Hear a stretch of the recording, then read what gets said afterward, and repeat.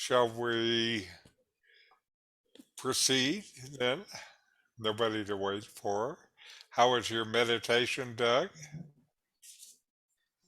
Oh, mine wasn't that good this week. I don't know. I just couldn't, I didn't, I was distracted, Okay. not by anything specific, just life in general. Uh-huh. So I meditated probably twice during the week, Okay. which is not so good, but So not so good, but even still, when you have, other things going on in your life, it seems like you still try to figure out how to squeeze it in and do and succeed at that sometimes. So oh, well, definitely. and so And it again, isn't like I've,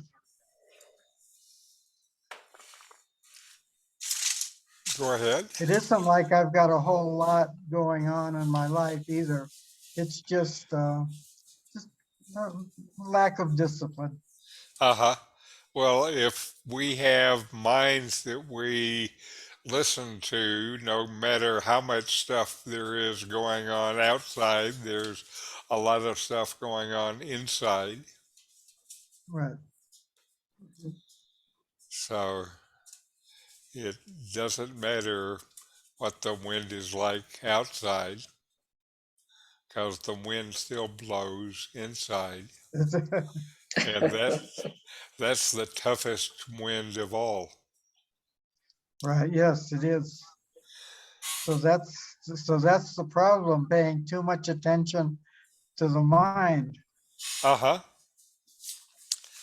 Well, one of in the kind of deeper practice that I've been focusing on for many years, one of the things that they say, and I think they're right, is the problem with the mind is that it's not real to begin with, but we still take it to be real. And, one of the things I've been doing recently in my own meditation is just kind of more watching the mind, how it goes out on these flights of fancy. If you don't keep on it all the time, I just sit there and relax, and then it seems like 4 or 5 minutes later, I find myself. Having taken a mental trip somewhere Yeah.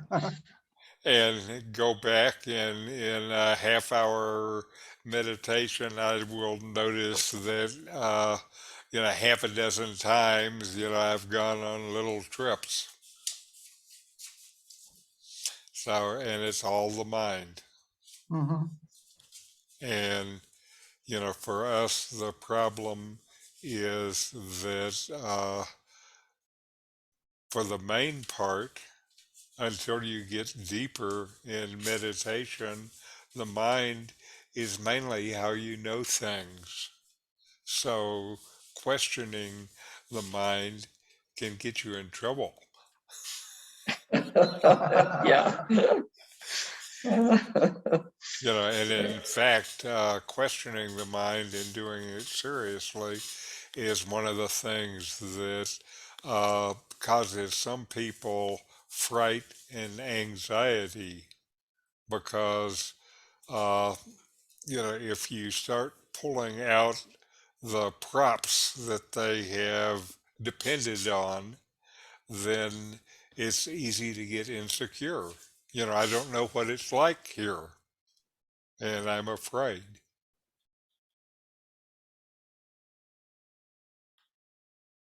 Like that one time that I had the deeper experience, what I felt was fear. Yes, yes, Yeah.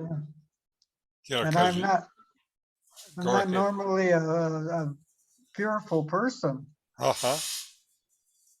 But here but when your props, we still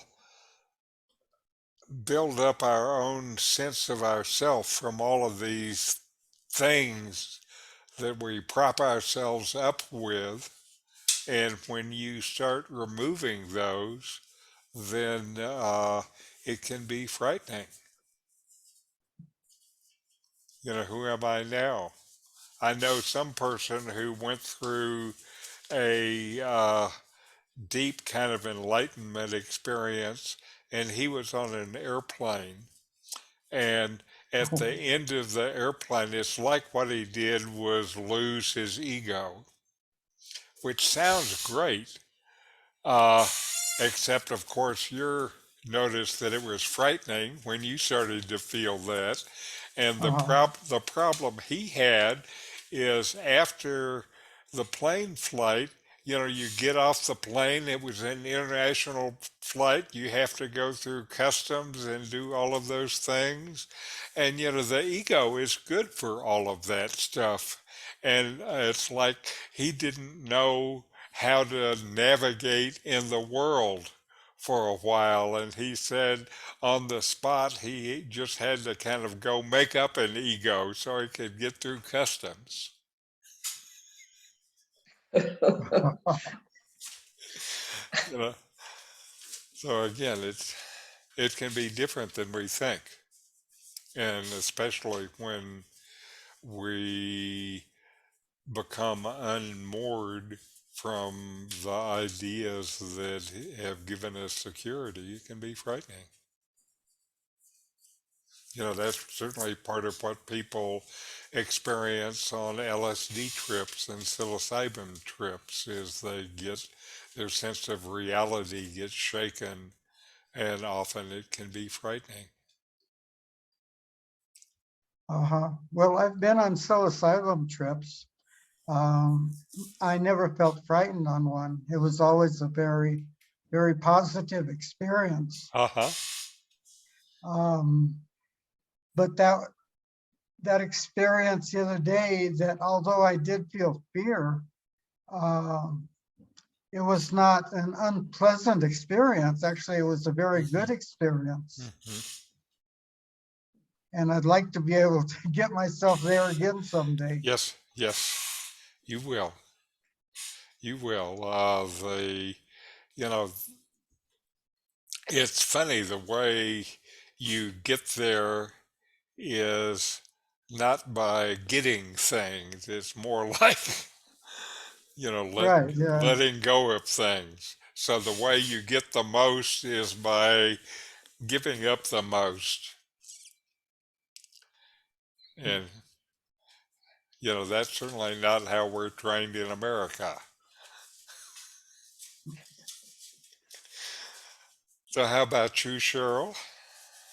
My week was pretty good. I just came to the realization that Wednesdays are my problem day. That's if I'm going to miss a day, it's almost always Wednesday. So now that I know that, I have to rearrange my Wednesdays. But Okay, it was fine. Yeah, that's good. yeah. And again, what you're doing is still you're kind of watching what's going on with your practice. Mm-hmm. And Mm-hmm. you doing this, you saw something, you observed something, and decided you need to fiddle the details. And Yeah. that's perfect. That's perfect. Mm-hmm. And, to be involved in paying attention to what's happening in your mindfulness practice sounds good to me. I just can't figure out why it took me so long to realize that Wednesdays were an issue. But Uh, okay, I know that now. uh-huh. Well, some of these things take a while to catch on. There was one of Yeah. the koans in the book Zen Flesh, Zen Bones that I read when I was 22. And I figured out what it meant about 5 years ago. So that took me, what, 50 years to catch on?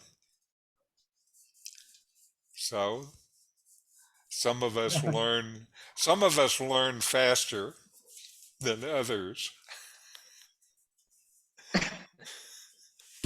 Anyway, So, shall we let us start with some meditation then?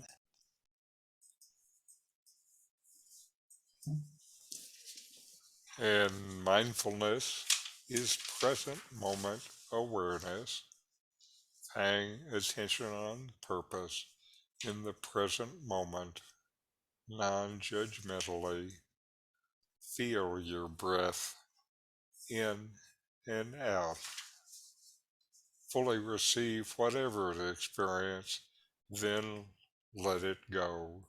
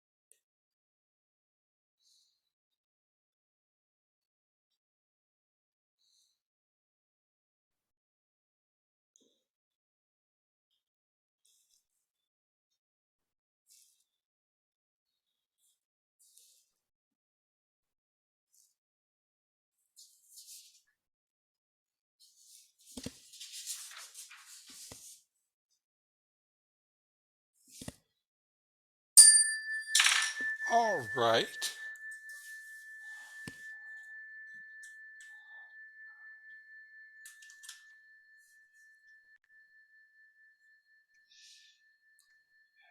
Let me get set up here.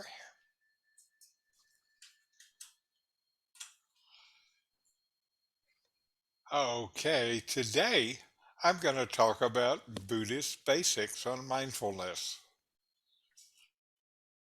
This is found in the Satipatthana Sutra, said to have its origin in one of the discourses given by the Buddha to his followers 2,500 years ago. It describes Buddha's actual meditation practice that brought his enlightenment. Sati is a Pali word meaning awareness. Patthana means starting point. So Satipatthana is the starting point of awareness or mindfulness. The young Buddha to be, Prince Siddhartha, was the son of a king. He somehow knew that there was something more to life than what he was being trained for. Though protected from it as a young man, he saw for himself the suffering that comes to everybody as they live and finally die. When he was 29 years old, he left the palace where he lived with his parents, wife, and child, determined to discover the meaning of existence. He sought teachers, underwent extreme hardship, learned to meditate, and wandered on his own, searching for this meaning. After 6 years of this, he sat down under a huge fig tree. Silently, he vowed, even if my flesh and blood were to dry up, leaving only skin and bones, I will not leave this place until I find a way to end all sorrow. He sat there for 49 days. During a full moon in May, Siddhartha went into deep meditation. As the morning star appeared in the eastern sky, he became an enlightened one, a Buddha. He was 35 years old. When the Buddha stood up at last, he gazed at the tree in gratitude to thank it for having given him shelter. From then on, the tree was known as the Bodhi tree, the tree of enlightenment. Now, this Satipatthana Sutra is also called the Four Foundations of Mindfulness. What we focus on in these sessions are an element within the first of these foundations. The first foundation is mindfulness of the body. That includes, but is not limited to, mindfulness of the breath. The second is mindfulness of feeling tone. This is mindfulness of sensations and feelings that are aroused by perception. The third is mindfulness of the mind. The fourth is mindfulness of the teachings. We're not going to go through all of these. We're going to go through the first two of them anyway, and the next session we will go a little more into the first foundation, mindfulness of the body. And now we have a video, Satipatthana, The Direct Path to Realization by Bhikkhu Analayo.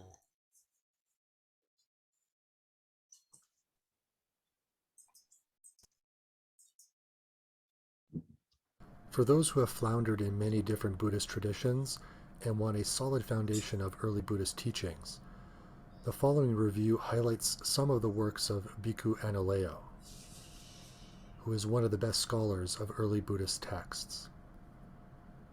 For this review, I'll focus on what good meditation practice is in this tradition.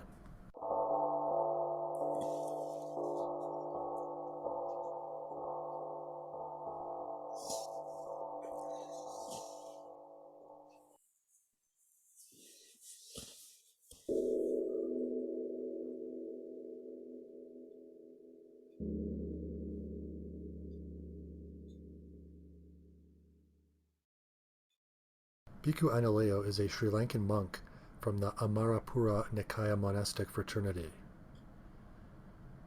He was born in Germany in 1962 and ordained as a novice in Sri Lanka in 1995.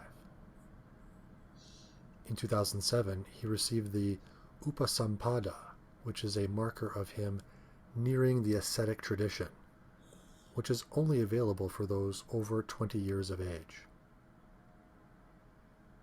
He became known for his work on finding the similarities in the Pali and Chinese Buddhist canons.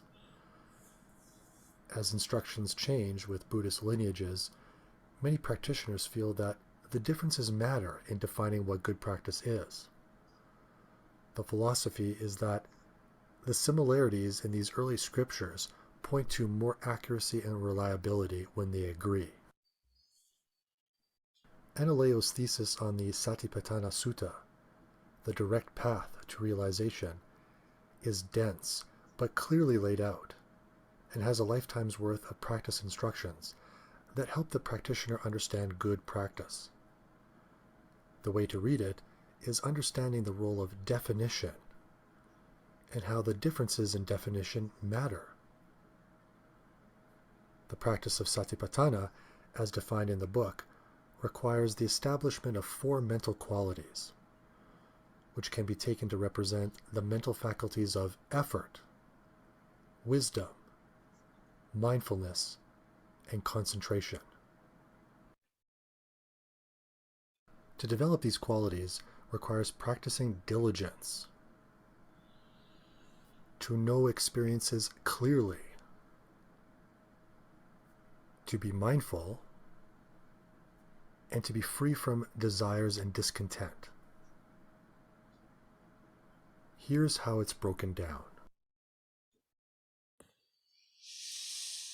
Diligence requires balance. Desire must be cultivated to have it. But the strange situation of creating a desire to let go of desire seems logically circular. In Buddhism, it is well known that you don't give up desire until the mind naturally gives it up on its own. The mind strains less as the desire is naturally relinquished.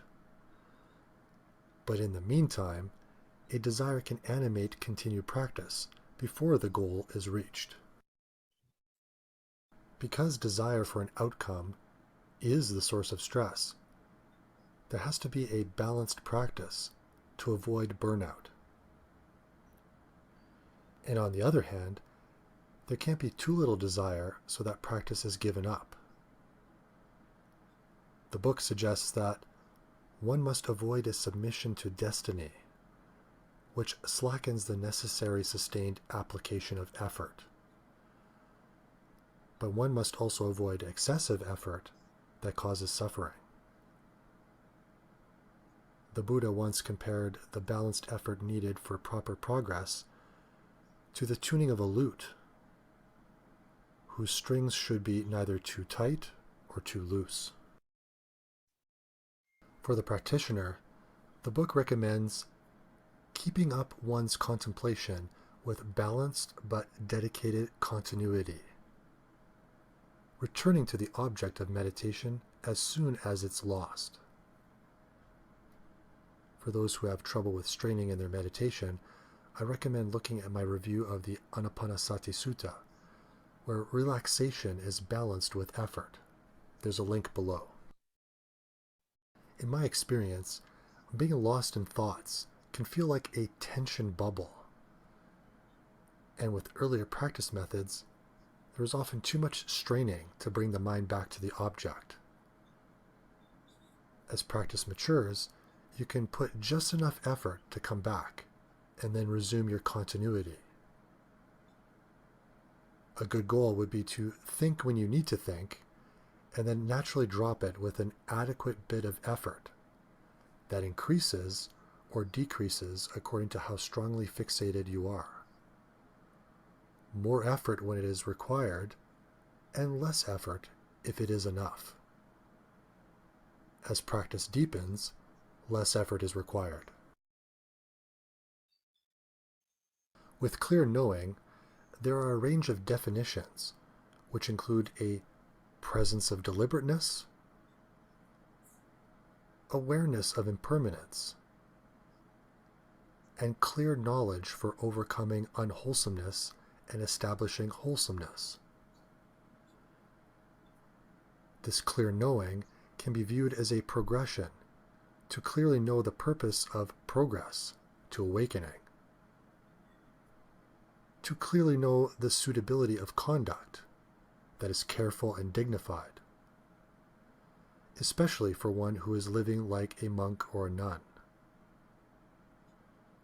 The third quality is called pasture, which relates to the inappropriateness of being distracted by sensuality, compared to the sense restraint required for the proper pasture of a monk or a nun. As wisdom is developed, clear knowledge starts losing its delusion. The typical description is to have an absence of lust, anger, and delusion, whereby there is an absence of pulling in,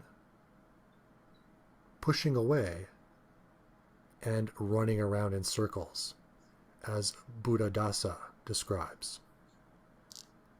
For example, if anyone looks at their addictions, there's often a pulling in of what you want and a pushing away of what you don't want, leading to circular results without lasting satisfaction. With diligence and clear knowing, the practitioner will require mindfulness to remember to come back to the present moment, but also to guard against improper pastures. Mindfulness has this non-interfering quality to clearly observe the building up of reactions and their underlying motives. The book warns that as soon as one becomes in any way involved in a reaction, the detached observational vantage point is immediately lost. This reminds me of the psychological debate between an outcome orientation versus a learning orientation. When the goal is learning, then success is all around. When the goal is an outcome, then the mind gears up to make those preferences happen, often with a lot of mental pressure to avoid failure. Mindfulness instead is humble with one's own shortcomings, and therefore reduces the energy needed to defend a self-image that fears failure.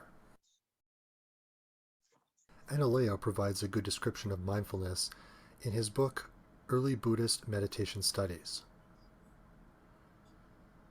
Regarding the early Buddhist conception of mindfulness, a point worthy of note is that the instructions for Satipatthana meditation make use of conceptual labels to facilitate recognition. The actual instructions for contemplation of feelings or of states of mind, for example, use direct speech to formulate the conceptual labels to be used when practicing. In the case of a mind with anger, for instance, the task is to know a mind with anger as being a mind with anger, in quotations. This unmistakably envisions that Satipatthana meditation involves the use of concepts. A practice like the labeling technique employed in the Mahasi tradition does in respect seem to reflect quite well what the early discourses suggest actual practice to have been about. When the practitioner develops their skills to this level, they often find themselves absorbed in concentration states with progressively more freedom from desires and discontent, leading to calm and contentment. This equanimity, along with the prior attributes described before, prepares the practitioner to see the futility of clinging to anything in experience until the mind surrenders the stress at arhatship. This is represented with clarity in a figure of 4 cones, where the 4 qualities are applied to all experiences. In the book Early Buddhist Meditation Studies, the 4 cones of the Satipatthana are described as follows.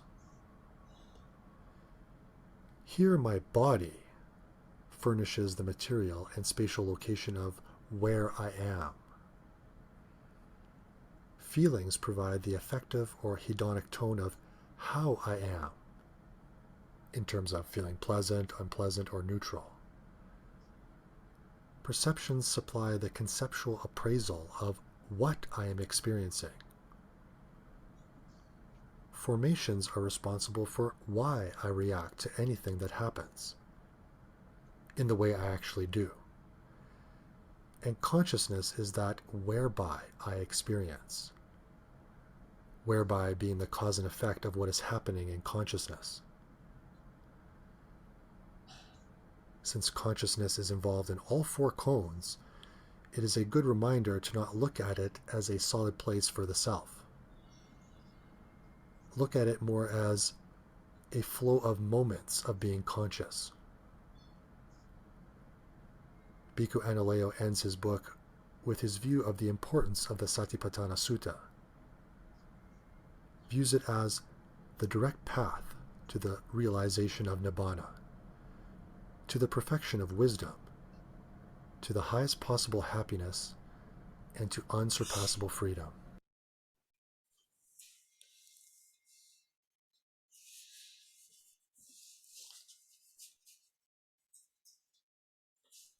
So we will work on our own unsurpassable freedom now in our final meditation.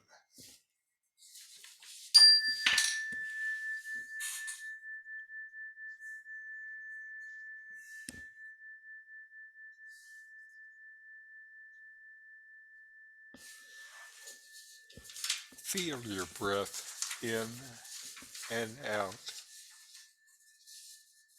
and watch the mirror-like awareness just reflecting what is there. When a thought comes, notice and return to the mirror. Be the mirror. You are not the reflection or anything in it. Be the mirror.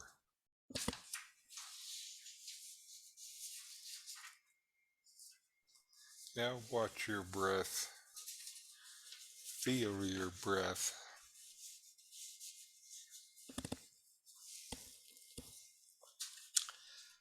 And now scan your way up your body. At each place, feel your body and the feel of the weight of the body and the feel of your skin and any aches or pains. Just notice. You don't have to do anything about it. Feel your feet.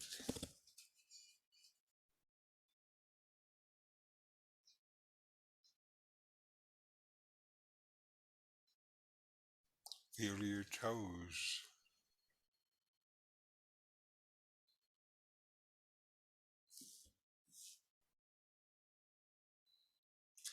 feel each toe.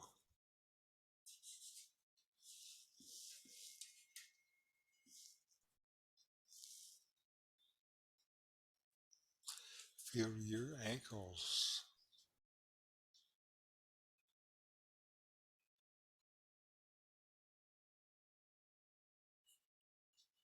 Feel your knees.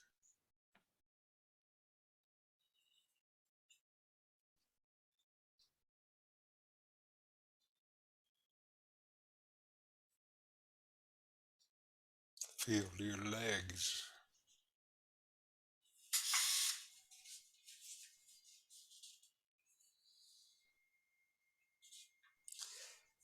Feel your hips.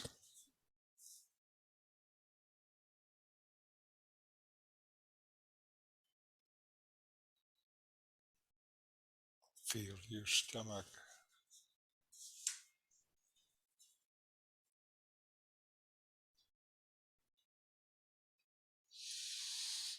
Feel your back.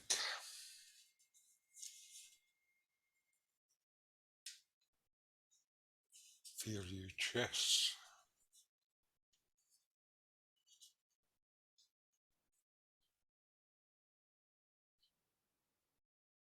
Feel your shoulders.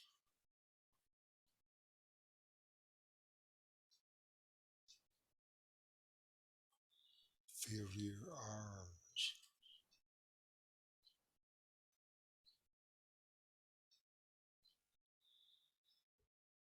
Feel your fingers.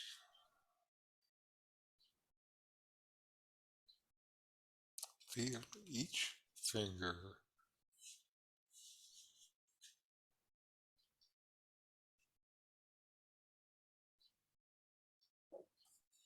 And now move to the neck,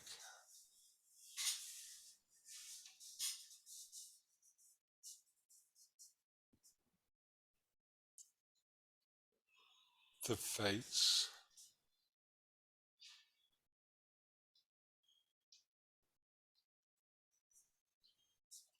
the eyes,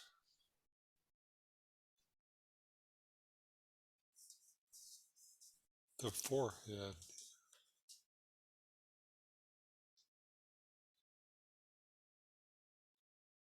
the top of your head.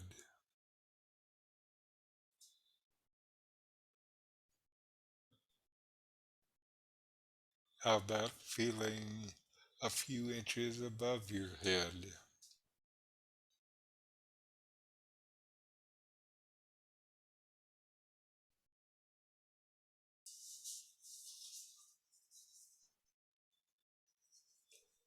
Now feel the whole body at once.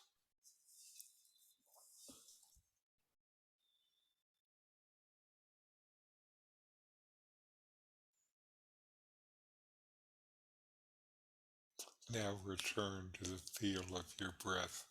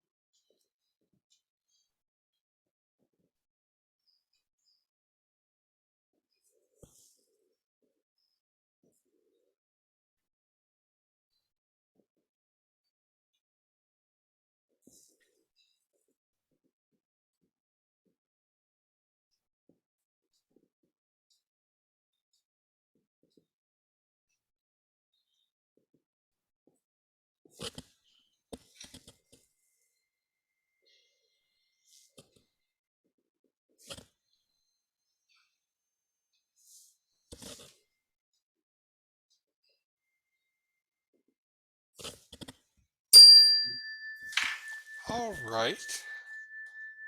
Now let's close with a chant.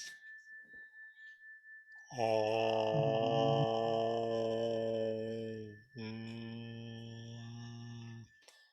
Shanti, Shanti, Shanti, Shanti, Shanti. Shanti. Om. Peace, peace, Peace. peace. All right. Any questions or comments?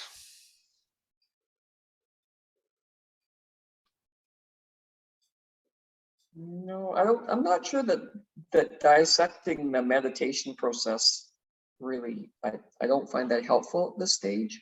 Uh-huh. But yeah, but it's interesting though. Okay.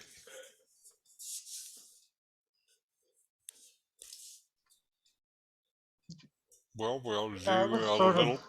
Go ahead, Doug. I was thinking, well, there's a lot to this. Yeah. Uh-huh. But yet it's simple at the same time. I think both of those things are correct. It's just there's a lot to it because the mind is up to layers of tricks, and most of those tricks we just don't notice. And since we don't notice them, we are subject to them. Mhm. And the next session on the body, that's really not going to be much in there that is new because we've dealt with a lot of that. The session after this mindfulness of feeling tone is something that is new to most people and is one of the ways where you can start to notice and break free of your conditioned responses to things because it talks about where it all begins. And the thing about mindfulness and these things inside is that if you notice them when they start, then you give yourself a choice besides just running your regular conditioning. And so that's one of the places where freedom actually begins. Just in paying attention and noticing what's going on. What a wonderful tool. Mhm. I'll look forward to that Yeah. Okay. because I do have a lot of conditioned responses. Yes, as do we all. As do we all. And the more Mhm. you start to notice this stuff going on inside, you notice even more than you thought you had. Right. Well, I So don't like them. I know. I don't know anybody who does. Anyway, very good. Namaste, and we'll see you next week Namaste. and have good Okay, meditation. good. Thank Thank you. you.